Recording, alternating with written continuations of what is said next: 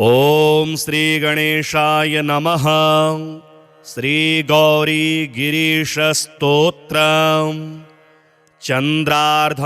प्रविभासि मस्तक तटौ तंद्राविहीनौ सदा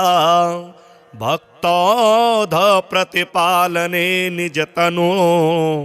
छायाजितारकायुतौ शृंगाद्रिस्थविवाहमण्डपगतौ कारुण्यवारानिधि कल्याणं तनुतां समस्तजगतां गौरीगिरीशौ मुदा अन्योन्यार्चन तत्परौ मधुरवाक् सन्तोषितान्योन्यकौ चन्द्रार्धाञ्चितशेखरौ प्रणमता मिष्टार्थदौ सत्वरं शृङ्गाद्रिस्थविवाहमण्डपगतौ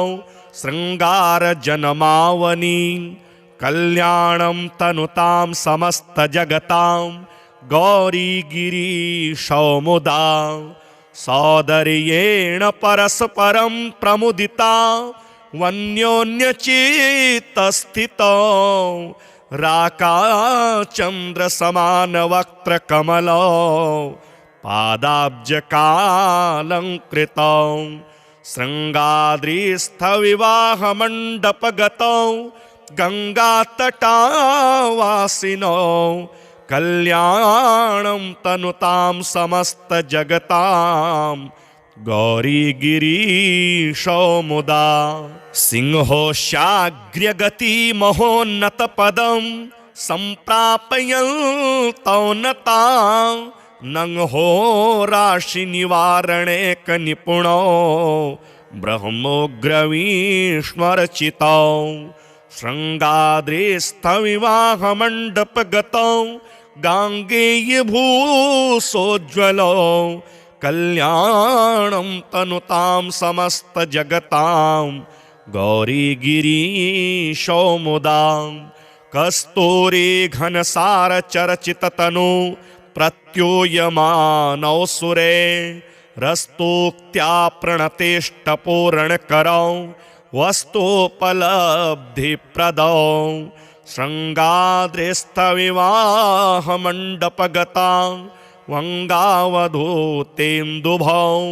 कल्याणं तनुतां समस्तजगतां गौरीगिरीशौ मुदा वाणी निर्जितहंसकोकिलरवौ पाणिकृताम्भोरुहौ वेणीकेशविनिर्जिता हि चपलौ शोणीसमानक्षमौ शृङ्गाद्रिस्थविवाहमण्डपगतौ तुङ्गेष्टिजालाप्रदौ कल्याणं तनुतां समस्तजगतां गौरीगिरीशौ मुदा कामापत्तिविभूतिकारणदशौ सोमार्धभूषोज्ज्वलौ सामाम्नाय सुगीयमानचरितौ रामार्चिताङ्घ्रिद्वयौ शृङ्गाद्रिस्थविवाहमण्डपगतौ माणिक्यभूषान्वितौ कल्याणं तनुतां समस्तजगतां गौरीगिरीशौ मुदा दम्भाहङ्कृतिदोषशून्यपुरुषेः सम्भावनीयौ सदा जम्भारातिमुखामरेन्द्रविनुतौ कुभात्मजाद्यर्चितौ शृङ्गाद्रिस्थविवाहमण्डपगतौ वाग्दानदीक्षाकरौ कल्याणं तनुतां समस्तजगतां गौरीगिरीशौ मुदा शापानुग्रहशक्तिदाननिपुणौ तापापनो दक्षमौ सोपानक्रमतोऽधिकारिभिरनुप्राप्यौ क्षमासागरौ शृङ्गाद्रिस्थविवाहमण्डपगतौ लावण्यपाथोनिधि कल्याणं तनुतां समस्तजगतां गौरीगिरीशौ मुदा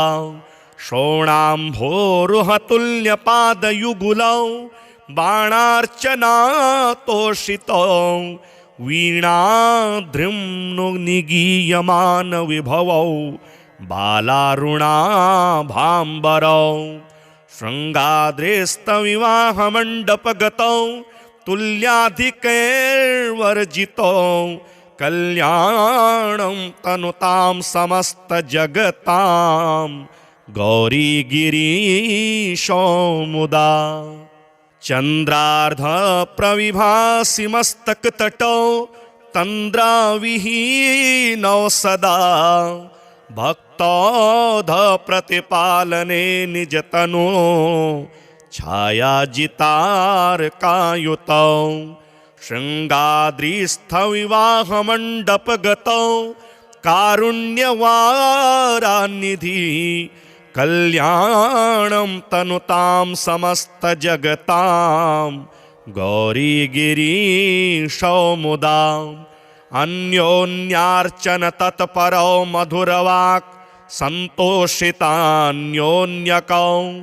चन्द्रार्धाञ्चितशेखरौ प्रणमता निष्टार्थदौ सत्वरं शृङ्गाद्रिस्थविवाहमण्डपगतौ शृङ्गारजनमावनी कल्याणं तनुतां समस्तजगतां गौरीगिरीशो मुदा सौदर्येण परस्परं प्रमुदिता वन्योन्यचित्तस्थितौ राकाचन्द्रसमानवक्त्रकमलौ पादाब्जकालङ्कृतौ शृङ्गाद्रिस्थविवाहमण्डपगतौ गङ्गातटावासिनौ कल्याणं तनुतां समस्तजगतां गौरीगिरीशो मुदा सिंहोशाग्र्यगतिमहोन्नतपदं सम्प्रापयन्तौ नतां नंहोराशिनिवारणेकनिपुणौ ब्रह्मोग्रवीष्मरचितौ शृङ्गाद्रिस्थविवाहमण्डपगतौ गाङ्गेयभूसोज्ज्वलौ कल्याणं तनुतां समस्तजगतां गौरीगिरीशो मुदा कस्तूरी घनसारचरचिततनु प्रत्यूयमानौ सुरे रस्तोक्त्या प्रणतेष्टपूरणकरौ वस्तुपलब्धिप्रदौ शृङ्गाद्रिस्थविवाहमण्डपगता वङ्गावधूतेन्दुभौ कल्याणं तनुतां समस्तजगतां गौरीगिरीशो मुदा वाणी निर्जितहंसकोकिलरवौ पाणिकृताम्भोरुहौ वेणीकेशविनिर्जिता हि चपलौ शोणीसमानक्षमौ शृङ्गाद्रिस्थविवाहमण्डपगतौ तुङ्गेष्टिजालाप्रदौ कल्याणं तनुतां समस्तजगतां गौरीगिरीशो मुदा कामापत्तिविभूतिकारणदशौ सोमार्धभूषोज्ज्वलौ सामाम्नाय सुगीयमानचरितौ रामार्चिताङ्घ्रिद्वयौ शृङ्गाद्रिस्थविवाहमण्डपगतौ माणिक्यभूषान्वितौ कल्याणं तनुतां समस्तजगतां गौरीगिरीशो मुदा दम्भाहङ्कृतिदोषशून्यपुरुषेः सम्भावनीयौ सदा जम्भारातिमुखामरेन्द्रविनुतौ कुभात्मजाद्यर्चितौ शृङ्गाद्रिस्थविवाहमण्डपगतौ वाग्दानदीक्षाकरौ कल्याणं तनुतां समस्तजगतां गौरीगिरीशो मुदा શાપાનુગ્રહ શક્તિદાન નિપુણો તાપાપનો દક્ષમો સોપાનક્રમતોધિકારીભિરનુ પ્રાપ્યોષ્યમા સાગરો શૃંગાદ્રિસ્થ વિવાહ મંડપગતો લાવણ્યપાથો નિધિ કલ્યાણમ તનુતામ સમસ્ત જગતામ ગૌરીગિરીશો મુદા શોણાંભોરુહતુલ્યપાદયુગુલૌ બાણાર્ચનાતોષિતો વીણાદ્રિમ્નો નિગીયમાન વિભવૌ બાલારુણાભાંબરૌ શૃંગાદ્રેસ્તવિવાહમંડપગતૌ તુલ્યાધિકૈર્વર્જિતો કલ્યાણમ તનુતામ સમસ્ત જગતામ ગૌરીગિરીશો મુદા ચંદ્રાર્ધ પ્રવિભાસી મસ્તકતટો તંદ્રાવિહીનો સદા ભક્તોધ પ્રતિપાલને નિજતનો છાયાજિતારકાયુતો શૃંગાદ્રિસ્થ વિવાહ મંડપગતો કારુણ્યવારાનિધિ કલ્યાણમ તનુતામ સમસ્ત જગતામ ગૌરીગિરીશો મુદા અન્યોન્યાર્ચન તત્પરો મધુરવાક સંતોષિતાન્યોન્યકૌ ચંદ્રાર્ધાંચિતશેખરો પ્રણમતા મિષ્ટાર્થદો સત્વરમ શૃંગાદ્રિસ્થ વિવાહ મંડપગતો શૃંગારજનમાવની કલ્યાણમ તનુતામ સમસ્ત જગતામ ગૌરીગિરીશો મુદા સૌદર્યેણ પરસ્પરમ પ્રમુદિતા વન્યોન્યચિત્તસ્થિતો રાકાચંદ્રસમાનવક્ત્રકમલો પાદાબ્જકાલંકૃતો શૃંગાદ્રિસ્થ વિવાહ મંડપગતો ગંગાતટાવાસિનો કલ્યાણમ તનુતામ સમસ્ત જગતામ ગૌરીગિરીશો મુદા સિંહોશાગ્ર્યગતિ મહોન્નત પદમ સંપ્રાપયંતો નતા નંહો રાશિ નિવારણેક નિપુણો બ્રહ્મોગ્રવીષ્મર્ચિતો શૃંગાદ્રિસ્થ વિવાહ મંડપગતો ગાંગેયભૂષોજ્વલો કલ્યાણમ તનુતામ સમસ્ત જગતામ ગૌરીગિરીશો મુદા કસ્તૂરી ઘનસાર ચર્ચિત તનુ પ્રત્યુયમાનૌ સુરે રસ્તોક્ત્યા પ્રણતેષ્ટપૂર્ણકરૌ વસ્તોપલબ્ધિપ્રદૌ શૃંગાદ્રિસ્થ વિવાહ મંડપગતા વંગાવધૂતેન્દુભૌ કલ્યાણમ તનુતામ સમસ્ત જગતામ ગૌરીગિરીશો મુદા વાણી નિર્જિત હંસકો કિલ રવૌ પાણીકૃતાંભોરુહો વેણીકેશવિનિર્જિતા હિ ચપલો શોણી સમાનક્ષમો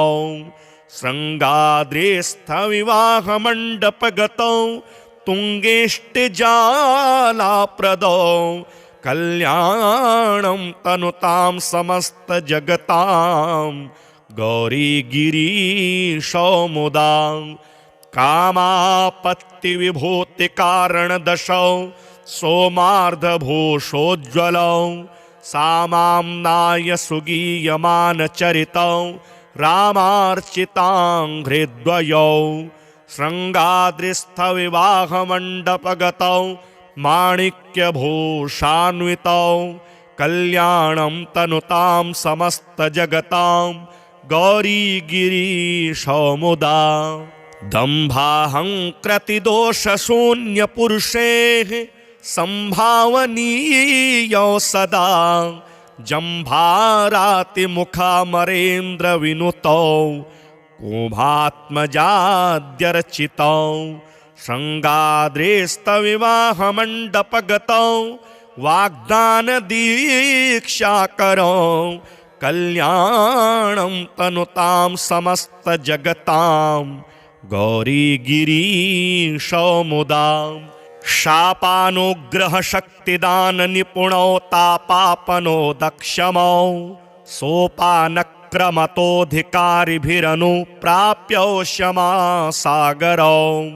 शृङ्गाद्रिस्थविवाहमण्डपगतौ लावण्यपाथोनिधि कल्याणं तनुतां समस्तजगतां गौरीगिरीशौ मुदा शोणाम्भोरुहतुल्यपादयुगुलौ बाणार्चनातोषितौ वीणाद्रिम्नुनिगीयमानविभवौ बालारुणाभाम्बरौ शृङ्गाद्रेस्तविवाहमण्डपगतौ तुल्याधिकैर्वर्जितौ कल्याणं तनुतां समस्तजगतां गौरीगिरीशौ मुदा चन्द्रार्धप्रविभासि मस्तकतटौ तन्द्राविहीनौ सदा भक्तौधप्रतिपालने निजतनो छायाजितार्कायुतौ शृङ्गाद्रिस्थविवाहमण्डपगतौ कारुण्यवारानिधि कल्याणं तनुतां समस्तजगतां गौरीगिरीशौ मुदा अन्योन्यार्चन तत्परौ मधुरवाक् सन्तोषितान्योन्यकौ चन्द्रार्धाञ्चितशेखरौ प्रणमता निष्टार्थदौ सत्वरं शृङ्गाद्रिस्थविवाहमण्डपगतौ शृङ्गारजनमावनी कल्याणं तनुतां समस्तजगतां गौरीगिरीशौ मुदा सौदर्येण परस्परं प्रमुदिता वन्योन्यचित्तस्थितौ राकाचन्द्रसमानवक्त्रकमलौ पादाब्जकालङ्कृतौ शृङ्गाद्रिस्थविवाहमण्डपगतौ गङ्गातटावासिनौ कल्याणं तनुतां समस्तजगतां गौरीगिरीशौ मुदा सिंहोशाग्र्यगतिमहोन्नतपदं सम्प्रापयन्तौ नतां नंहोराशिनिवारणेकनिपुणौ ब्रह्मोग्रवीष्मरचितौ शृङ्गाद्रिस्थविवाहमण्डपगतौ गाङ्गेयभूसोज्ज्वलौ कल्याणं तनुतां समस्तजगतां गौरीगिरीशौ मुदा कस्तूरी घनसारचरचिततनु प्रत्यूयमानौ सुरे रस्तोक्त्या प्रणतेष्टपूरणकरौ वस्तुपलब्धिप्रदौ शृङ्गाद्रिस्थविवाहमण्डपगता वङ्गावधूतेन्दुभौ कल्याणं तनुतां समस्तजगतां गौरीगिरीशौ मुदा वाणी निर्जितहंसकोकिलरवौ पाणिकृताम्भोरुहौ वेणीकेशविनिर्जिता हि चपलौ शोणीसमानक्षमौ शृङ्गाद्रिस्थविवाहमण्डपगतौ तुङ्गेष्टिजालाप्रदौ कल्याणं तनुतां समस्तजगतां गौरीगिरीशौ मुदा कामापत्तिविभूतिकारणदशौ सोमार्धभूषोज्ज्वलौ सामाम्नाय सुगीयमानचरितौ रामार्चिताङ्घ्रिद्वयौ शृङ्गाद्रिस्थविवाहमण्डपगतौ माणिक्यभूषान्वितौ कल्याणं तनुतां समस्तजगतां गौरीगिरीशौ मुदा। दम्भाहङ्कृतिदोषशून्यपुरुषेः सम्भावनीयौ सदा जम्भारातिमुखामरेन्द्रविनुतौ कुभात्मजाद्यर्चितौ शृङ्गाद्रेस्तविवाहमण्डपगतौ वाग्दानदीक्षाकरौ कल्याणं तनुतां समस्तजगतां गौरीगिरीशौ मुदा। शापानुग्रहशक्तिदाननिपुणौ तापापनो दक्षमौ सोपानक्रमतोऽधिकारिभिरनुप्राप्यौ क्षमासागरौ शृङ्गाद्रिस्थविवाहमण्डपगतौ लावण्यपाथोनिधि कल्याणं तनुतां समस्तजगतां गौरीगिरीशौ मुदा। शोणाम्भोरुहतुल्यपादयुगुलौ बाणार्चनातोषितौ वीणाद्रिम्नुनिगीयमानविभवौ बालारुणाभाम्बरौ शृङ्गाद्रेस्तविवाहमण्डपगतौ तुल्याधिकैर्वर्जितौ कल्याणं तनुतां समस्तजगतां गौरीगिरीशौ मुदा। चन्द्रार्धप्रविभासि मस्तकतटौ तन्द्राविहीनौ सदा भक्तौधप्रतिपालने निजतनो छायाजितार्कायुतौ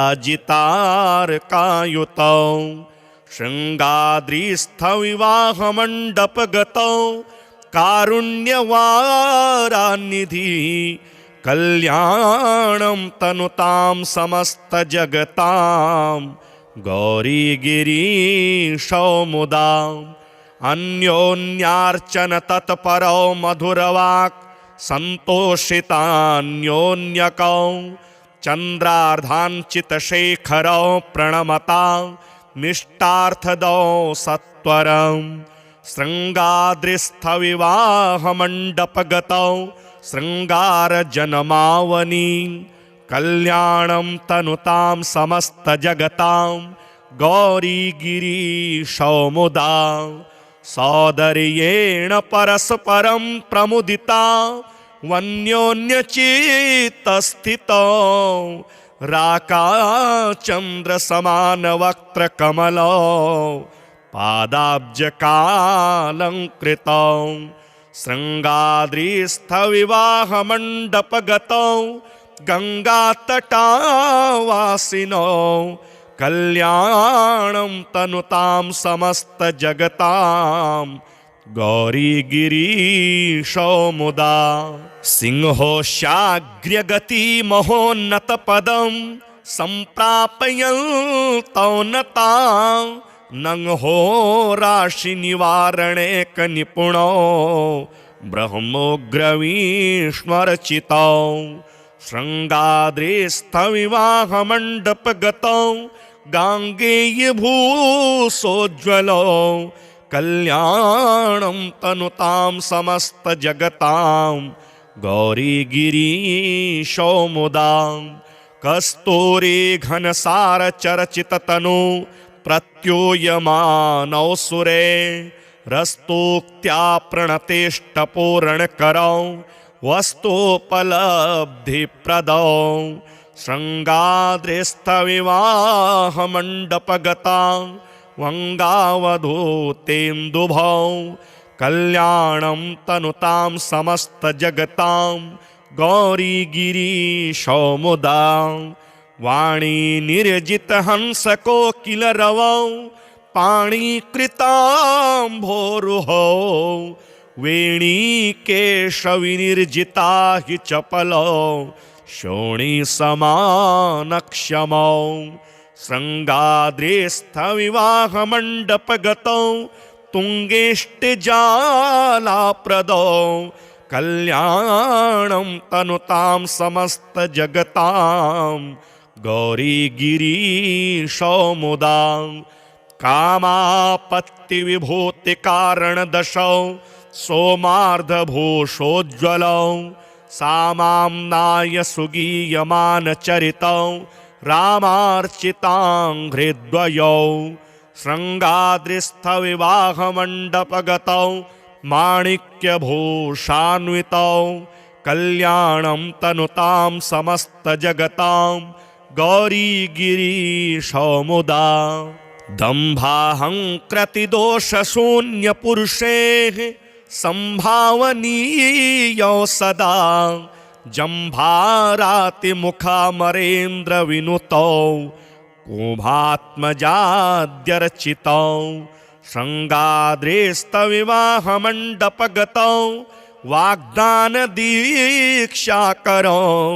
कल्याणं तनुतां समस्तजगतां गौरीगिरीशो मुदा शापानुग्रहशक्तिदाननिपुणौ तापापनो दक्षमौ सोपानक्रमतोऽधिकारिभिरनुप्राप्यौ क्षमासागरौ शृङ्गाद्रिस्थविवाहमण्डपगतौ लावण्यपाथोनिधि कल्याणं तनुतां समस्तजगतां गौरीगिरीशो मुदा शोणाम्भोरुहतुल्यपादयुगुलौ बाणार्चनातोषितौ वीणाद्रिम्नुनिगीयमानविभवौ बालारुणाभाम्बरौ शृङ्गाद्रेस्तविवाहमण्डपगतौ तुल्याधिकैर्वर्जितौ कल्याणं तनुतां समस्तजगतां गौरीगिरीशो मुदा चन्द्रार्धप्रविभासि मस्तकतटौ तन्द्राविहीनौ सदा भक्तौधप्रतिपालने निजतनो छायाजितार्कायुतौ शृङ्गाद्रिस्थविवाहमण्डपगतौ कारुण्यवारान्निधि कल्याणं तनुतां समस्तजगतां गौरीगिरीशो मुदा अन्योन्यार्चन तत्परौ मधुरवाक् सन्तोषितान्योन्यकौ चन्द्रार्धाञ्चितशेखरौ प्रणमतां मिष्टार्थदौ सत्वरं शृङ्गाद्रिस्थविवाहमण्डपगतौ शृङ्गारजनमावनी कल्याणं तनुतां समस्तजगतां गौरीगिरीशो मुदा सौदर्येण परस्परं प्रमुदिता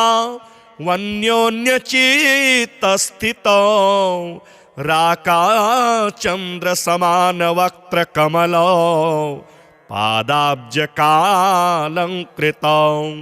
शृङ्गाद्रिस्थविवाहमण्डपगतौ गङ्गातटावासिनौ कल्याणं तनुतां समस्तजगतां गौरीगिरीशो मुदा सिंहोशाग्र्यगतिमहोन्नतपदं सम्प्रापयन्तौ नतां नंहोराशिनिवारणेकनिपुणौ ब्रह्मोग्रवीष्मर्चितौ शृङ्गाद्रिस्थविवाहमण्डपगतौ गाङ्गेयभूसोज्ज्वलौ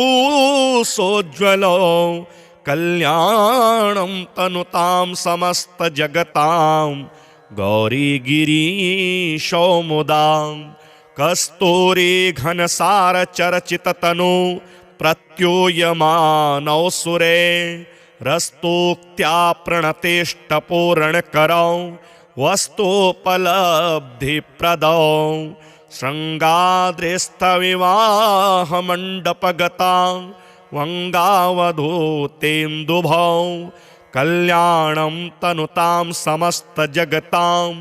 गौरीगिरीशो मुदा वाणी निर्जित हंस कोकिल रवौ पाणी कृतांभोरुहौ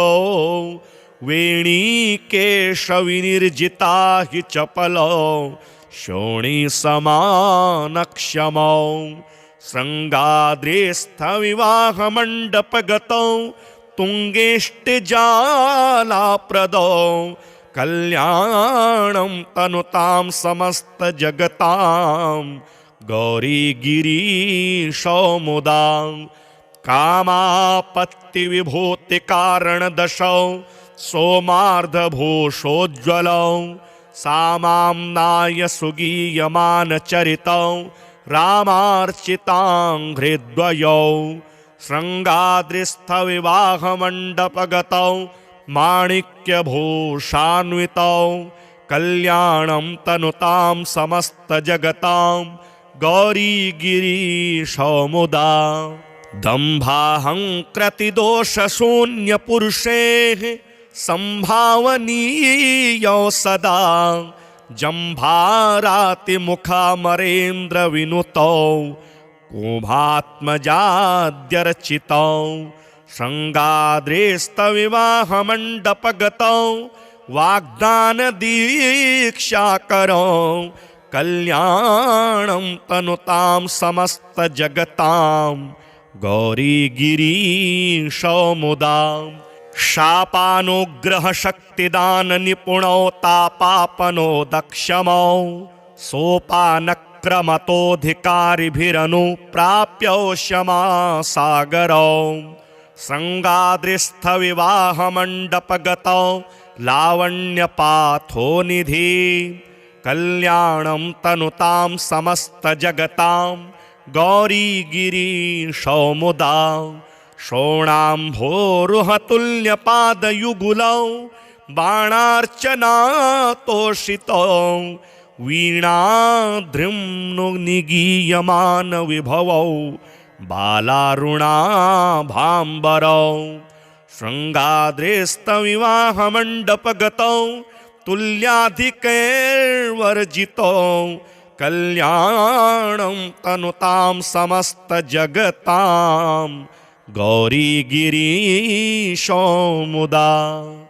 चंद्रार्ध प्रविभासि मस्तकतटौ तन्द्राविहीनौ सदा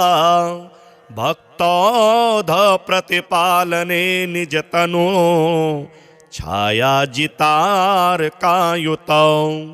श्रृंगाद्रिस्थ विवाहमण्डपगतौ कारुण्यवारानिधि कल्याणं तनुतां समस्त जगतां गौरी गिरीशौ मुदा अन्योन्यार्चन तत्परौ मधुरवाक् संतोषितान्योन्यकौ चंद्रार्धांचितशेखरौ प्रणमता निष्टार्थदौ सत्वरं श्रृंगाद्रिस्थ विवाहमण्डपगतौ श्रृंगारजनमावनी कल्याणं तनुतां समस्त जगतां गौरी गिरीशौ मुदा सौदर्येण परस्परं प्रमुदिता वन्योन्यचित्तस्थितौ राकाचन्द्रसमानवक्त्रकमलौ पादाब्जकालङ्कृतौ श्रृंगाद्रिस्थ विवाहमण्डपगतौ गंगातटावासिनौ कल्याणं तनुतां समस्त जगतां गौरी गिरीशौ मुदा सिंहोशाग्र्यगति महोन्नतपदं सम्प्रापयन्तौ नतां नंहो राशिनिवारणेकनिपुणौ ब्रह्मोग्रवीष्मरचितौ श्रृंगाद्रिस्थ विवाहमण्डपगतौ गाङ्गेयभूषोज्ज्वलौ कल्याणं तनुतां समस्त जगतां गौरी गिरीशौ मुदा कस्तूरी घनसार चरचित तनु प्रत्यूयमानौ सुरे रस्तोक्त्या प्रणतेष्टपूरणकरौ वस्तोपलब्धिप्रदौ शृङ्गाद्रिस्थविवाहमण्डपगता वङ्गावधूतेन्दुभौ कल्याणं तनुतां समस्तजगतां गौरीगिरीशौ मुदा वाणी निर्जितहंसकोकिलरवौ पाणिकृताम्भोरुहौ वेणीकेशविनिर्जिता हि चपलौ शोणीसमानक्षमौ शृङ्गाद्रिस्थविवाहमण्डपगतौ तुङ्गेष्टिजालाप्रदौ कल्याणं तनुतां समस्तजगतां गौरीगिरीशौ मुदा कामापत्तिविभूतिकारणदशौ सोमार्धभूषोज्ज्वलौ सामाम्नाय सुगीयमानचरितौ रामार्चिताङ्घ्रिद्वयौ शृङ्गाद्रिस्थविवाहमण्डपगतौ माणिक्यभूषान्वितौ कल्याणं तनुतां समस्तजगतां गौरीगिरीशौ मुदा दम्भाहङ्कृतिदोषशून्यपुरुषेः सम्भावनीयौ सदा जम्भारातिमुखामरेन्द्रविनुतौ कुभात्मजाद्यर्चितौ शृङ्गाद्रिस्थविवाहमण्डपगतौ वाग्दानदीक्षाकरौ कल्याणं तनुतां समस्तजगतां गौरीगिरीशौ मुदा शापानुग्रहशक्तिदाननिपुणौ तापापनो दक्षमौ सोपानक्रमतोऽधिकारिभिरनुप्राप्यौ क्षमासागरौ शृङ्गाद्रिस्थविवाहमण्डपगतौ लावण्यपाथोनिधि कल्याणं तनुतां समस्तजगतां गौरीगिरीशौ मुदा शोणाम्भोरुहतुल्यपादयुगुलौ बाणार्चनातोषितौ वीणाद्रिम्नुनिगीयमानविभवौ बालारुणाभाम्बरौ शृङ्गाद्रिस्थविवाहमण्डपगतौ तुल्याधिकैर्वर्जितौ कल्याणं तनुतां समस्तजगतां गौरीगिरीशौ मुदा चन्द्रार्धप्रविभासि मस्तकतटौ तन्द्राविहीनौ सदा भक्तौधप्रतिपालने निजतनो छायाजितार्कायुतौ शृङ्गाद्रिस्थविवाहमण्डपगतौ कारुण्यवारानिधि कल्याणं तनुतां समस्तजगतां गौरीगिरीशौ मुदा अन्योन्यार्चनतत्परौ मधुरवाक् सन्तोषितान्योन्यकौ चन्द्रार्धाञ्चितशेखरौ प्रणमता मिष्टार्थदौ सत्वरं शृङ्गाद्रिस्थविवाहमण्डपगतौ शृङ्गारजनमावनी कल्याणं तनुतां समस्तजगतां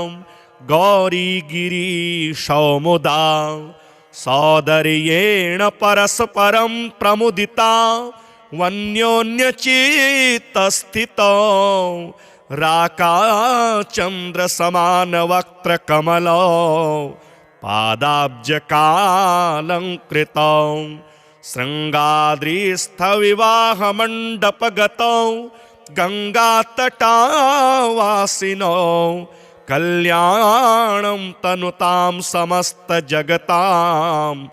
गौरीगिरीशौ मुदा सिंहोशाग्र्यगतिमहोन्नतपदं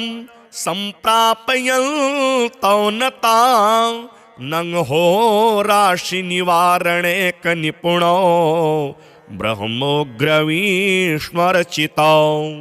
शृङ्गाद्रिस्थविवाहमण्डपगतौ गाङ्गेयभूषोज्ज्वलौ कल्याणं तनुतां समस्तजगतां गौरीगिरीशो मुदा कस्तूरी घनसारचर्चिततनु प्रत्यूयमानौ सुरे रस्तोक्त्या प्रणतेष्टपूरणकरौ वस्तुपलब्धिप्रदौ शृङ्गाद्रिस्थविवाहमण्डपगता वङ्गावधूतेन्दुभौ कल्याणं तनुतां समस्तजगतां गौरीगिरीशो मुदा वाणी निर्जितहंसकोकिलरवौ पाणिकृताम्भोरुहौ वेणीकेशविनिर्जिता हि चपलौ शोणीसमानक्षमौ शृङ्गाद्रिस्थविवाहमण्डपगतौ तुङ्गेष्टिजालाप्रदौ कल्याणं तनुतां समस्तजगतां गौरीगिरीशो मुदा कामापत्तिविभूतिकारणदशौ सोमार्धभूषोज्ज्वलौ सामाम्नाय सुगीयमानचरितौ रामार्चिताङ्घ्रिद्वयौ शृङ्गाद्रिस्थविवाहमण्डपगतौ माणिक्यभूषान्वितौ कल्याणं तनुतां समस्तजगतां गौरीगिरीशो मुदा दम्भाहङ्कृतिदोषशून्यपुरुषेः सम्भावनीयौ सदा जम्भारातिमुखामरेन्द्रविनुतौ कुभात्मजाद्यर्चितौ शृङ्गाद्रिस्थविवाहमण्डपगतौ वाग्दानदीक्षाकरौ कल्याणं तनुतां समस्तजगतां गौरीगिरीशो मुदा शापानुग्रहशक्तिदाननिपुणौ तापापनो दक्षमौ सोपानक्रमतोऽधिकारिभिरनुप्राप्यौ क्षमासागरौ शृङ्गाद्रिस्थविवाहमण्डपगतौ लावण्यपाथोनिधि कल्याणं तनुतां समस्तजगतां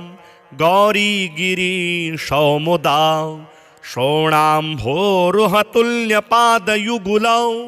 बाणार्चनातोषितौ वीणाद्रिम्नुनिगीयमानविभवौ बालारुणाभाम्बरौ शृङ्गाद्रिस्थविवाहमण्डपगतौ तुल्याधिकैर्वर्जितौ कल्याणं तनुतां समस्तजगतां गौरीगिरीशो मुदा चन्द्रार्धप्रविभासि मस्तकतटौ तन्द्राविहीनौ सदा भक्तौधप्रतिपालने निजतनो छायाजितार्कायुतौ शृङ्गाद्रिस्थविवाहमण्डपगतौ कारुण्यवारान्निधि कल्याणं तनुतां समस्तजगतां गौरीगिरीशो मुदा अन्योन्यार्चन तत्परौ मधुरवाक् सन्तोषितान्योन्यकौ चन्द्रार्धाञ्चितशेखरौ प्रणमता मिष्टार्थदौ सत्वरं शृङ्गाद्रिस्थविवाहमण्डपगतौ शृङ्गारजनमावनी कल्याणं तनुतां समस्तजगतां गौरीगिरीशो मुदा सौदर्येण परस्परं प्रमुदिता वन्योन्यचित्तस्थितौ राकाचन्द्रसमानवक्त्रकमलौ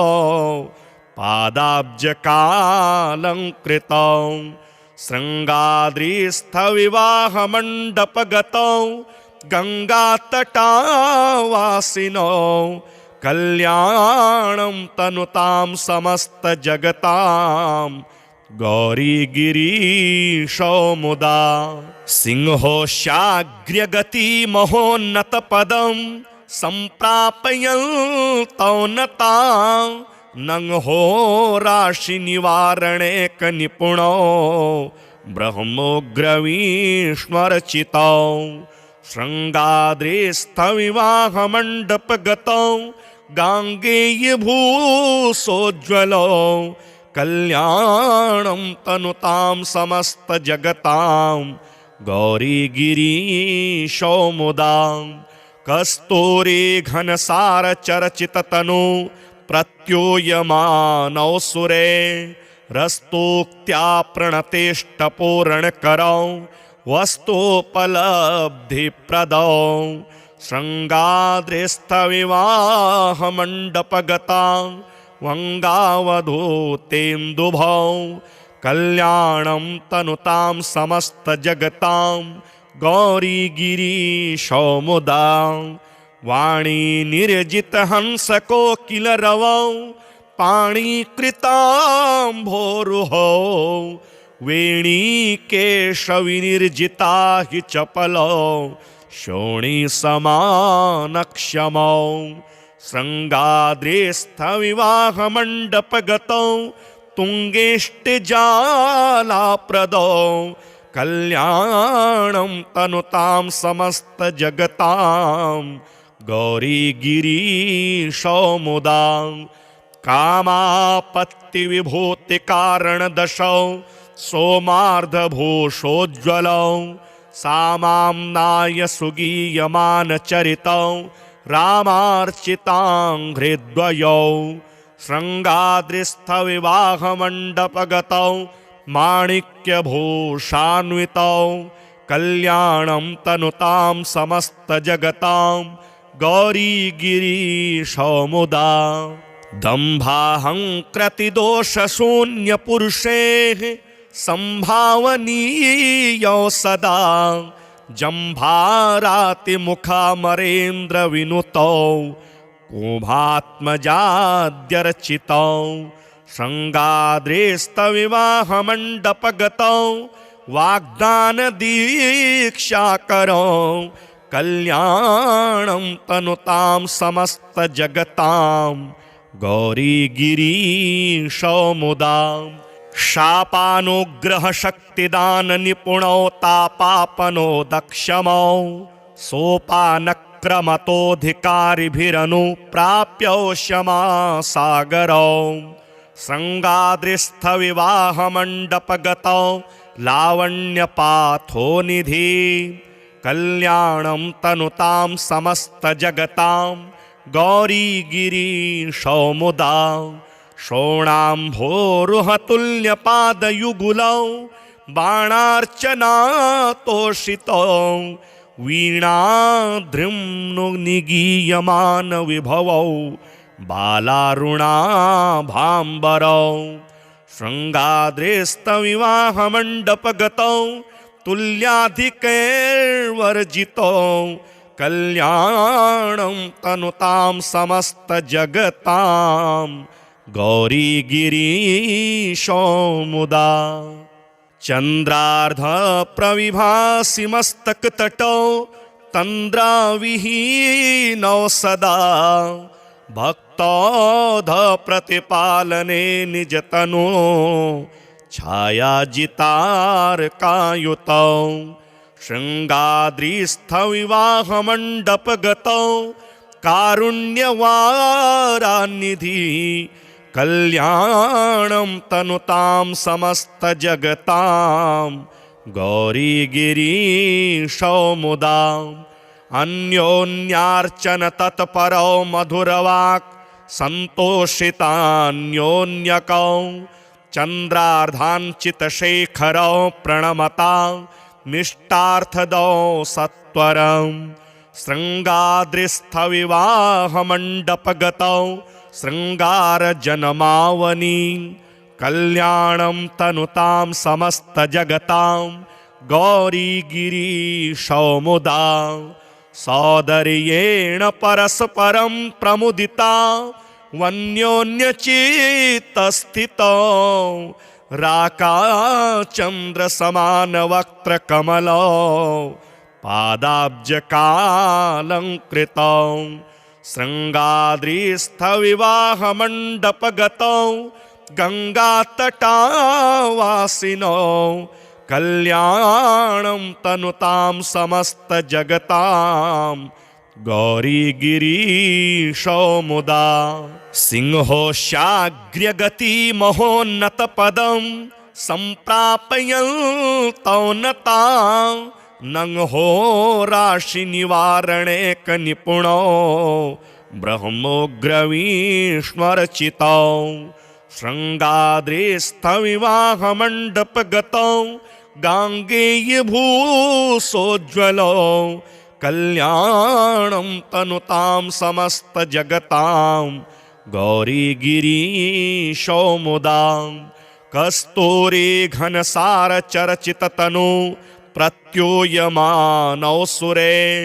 रस्तोक्त्या प्रणतेष्टपूरणकरौ वस्तुपलब्धिप्रदौ शृङ्गाद्रिस्थविवाहमण्डपगता वङ्गावधूतेन्दुभौ कल्याणं तनुतां समस्तजगतां गौरीगिरीशौ मुदा वाणी निर्जितहंसकोकिलरवौ पाणिकृताम्भोरुहौ वेणीकेशविनिर्जिता हि चपलौ शोणीसमानक्षमौ शृङ्गाद्रिस्थविवाहमण्डपगतौ तुङ्गेष्टिजालाप्रदौ कल्याणं तनुतां समस्तजगतां गौरीगिरीशौ मुदा कामापत्तिविभूतिकारणदशौ सोमार्धभूषोज्ज्वलौ सामाम्नाय सुगीयमानचरितौ रामार्चिताङ्घ्रिद्वयौ शृङ्गाद्रिस्थविवाहमण्डपगतौ माणिक्यभूषान्वितौ कल्याणं तनुतां समस्तजगतां गौरीगिरीशौ मुदा दम्भाहङ्कृतिदोषशून्यपुरुषेः सम्भावनीयौ सदा जम्भारातिमुखामरेन्द्रविनुतौ कुभात्मजाद्यर्चितौ शृङ्गाद्रिस्थविवाहमण्डपगतौ वाग्दानदीक्षाकरौ कल्याणं तनुतां समस्तजगतां गौरीगिरीशौ मुदा शापानुग्रहशक्तिदाननिपुणौ तापापनो दक्षमौ सोपानक्रमतोऽधिकारिभिरनुप्राप्यौ क्षमासागरौ शृङ्गाद्रिस्थविवाहमण्डपगतौ लावण्यपाथोनिधि कल्याणं तनुतां समस्तजगतां गौरीगिरीशौ मुदा शोणाम्भोरुहतुल्यपादयुगुलौ बाणार्चनातोषितौ वीणाद्रिम्नुनिगीयमानविभवौ बालारुणाभाम्बरौ शृङ्गाद्रिस्थविवाहमण्डपगतौ तुल्याधिकैर्वर्जितौ कल्याणं तनुतां समस्तजगतां गौरीगिरीशौ मुदा चन्द्रार्धप्रविभासि मस्तकतटौ तन्द्राविहीनौ सदा भक्तौधप्रतिपालने निजतनो छायाजितार्कायुतौ शृङ्गाद्रिस्थविवाहमण्डपगतौ कारुण्यवारानिधि कल्याणं तनुतां समस्तजगतां गौरीगिरीशौ मुदा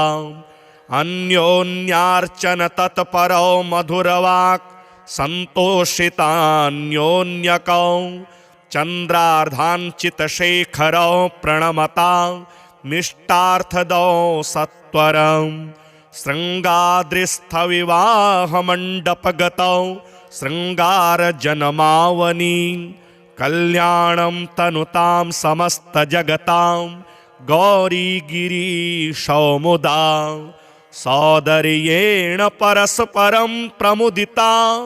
वन्योन्यचित्तस्थितौ राकाचन्द्रसमानवक्त्रकमलौ पादाब्जकालङ्कृतौ शृङ्गाद्रिस्थविवाहमण्डपगतौ गङ्गातटावासिनौ कल्याणं तनुतां समस्तजगतां गौरीगिरीशौ मुदा सिंहोशाग्र्यगतिमहोन्नतपदं सम्प्रापयन्तौ नतां नंहो राशिनिवारणेकनिपुणौ ब्रह्मोग्रवीष्मर्चितौ शृङ्गाद्रिस्थविवाहमण्डपगतौ गाङ्गेयभूसोज्ज्वलौ कल्याणं तनुतां समस्तजगतां गौरीगिरीशौ मुदा कस्तूरी घनसारचर्चिततनु प्रत्यूयमानौ सुरे रस्तोक्त्या प्रणतेष्टपूरणकरौ वस्तुपलब्धिप्रदौ शृङ्गाद्रिस्थविवाहमण्डपगतां वङ्गावधूतेन्दुभौ कल्याणं तनुतां समस्तजगतां गौरीगिरीशौ मुदा वाणी निर्जितहंसकोकिलरवौ पाणिकृताम्भोरुहौ वेणीकेशविनिर्जिता हि चपलौ शोणीसमानक्षमौ शृङ्गाद्रिस्थविवाहमण्डपगतौ तुङ्गेष्टिजालाप्रदौ कल्याणं तनुतां समस्तजगतां गौरीगिरीशौ मुदा कामापत्तिविभूतिकारणदशौ सोमार्धभूषोज्ज्वलौ सामाम्नाय सुगीयमानचरितौ रामार्चिताङ्घ्रिद्वयौ शृङ्गाद्रिस्थविवाहमण्डपगतौ माणिक्यभूषान्वितौ कल्याणं तनुतां समस्तजगतां गौरीगिरीशौ मुदा दम्भाहङ्कृतिदोषशून्यपुरुषेः सम्भावनीयौ सदा जम्भारातिमुखामरेन्द्रविनुतौ कुभात्मजाद्यर्चितौ शृङ्गाद्रिस्थविवाहमण्डपगतौ वाग्दानदीक्षाकरौ कल्याणं तनुतां समस्तजगतां गौरीगिरीशौ मुदा शापानुग्रहशक्तिदाननिपुणौ तापापनो दक्षमौ सोपानक्रमतोऽधिकारिभिरनुप्राप्यौ क्षमासागरौ शृङ्गाद्रिस्थविवाहमण्डपगतौ लावण्यपाथोनिधि कल्याणं तनुतां समस्तजगतां गौरीगिरीशौ मुदा शोणाम्भोरुहतुल्यपादयुगुलौ बाणार्चनातोषितौ वीणाद्रिम्नुनिगीयमानविभवौ बालारुणाभाम्बरौ शृङ्गाद्रिस्थविवाहमण्डपगतौ तुल्याधिकैर्वर्जितौ कल्याणं तनुतां समस्तजगतां गौरीगिरीशौ मुदा।